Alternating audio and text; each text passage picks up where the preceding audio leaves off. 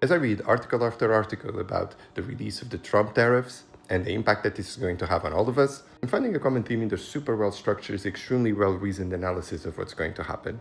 All of the motivations that they present, there is one that is conspicuously lacking: an overwhelming sense of self-confidence that is not backed by anything tangible. Don't get me wrong, I'm not saying that this is the only motivation that pushes the Trump cabinet to do what he's doing. I'm not saying that he's not trying to collapse the international monetary system to be able to devalue the dollar.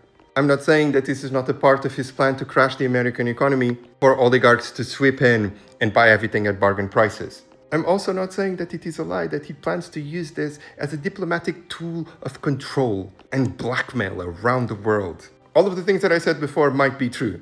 But when I look at the particular context in which this is happening, all of the decisions that are being made, the crackdown on diversity and inclusion, the attack on universities, cultural institutions, research that provide the United States the leverage, it is not only cultural but also scientific around the world, as well as his aggressive stance when it comes to his allies, I can only think but one thing, which is a story from ancient history of the richest king in the world that went to the Oracle of Delphi to ask a question regarding the outcome of a battle that he intended to carry out against one of his neighbors.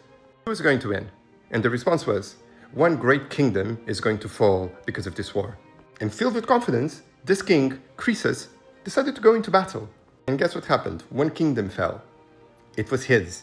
Because his isolated position as a king surrounded by sycophants didn't allow him to get the correct advice when it comes to the world in which he lived in. And all of the people who are in the orbit of Donald Trump are the same.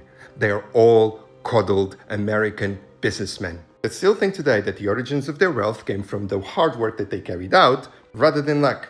Whether it be birth or picking the right industry at the right time. The luck of growing up in a world superpower that since the 1980s has been coddling its wealth classes and protecting their wealth through a series of policy decisions supported by a pro-capitalist Supreme Court that, decision after decision, dismantled the rights of everyone else around them. These are people who are so cocooned by privilege, so entrenched in their ideas, so used to not getting pushback, that they truly believe that everything that they're doing at this moment is going to work out well for them. And is going to engender a gigantic revival of American economy and inflate their already impressive war chests. History is littered with overconfident people who, like these people over here, never lived with the consequences of the ideas that they have. Unfortunately for all of us, we're all going to find out at the same time.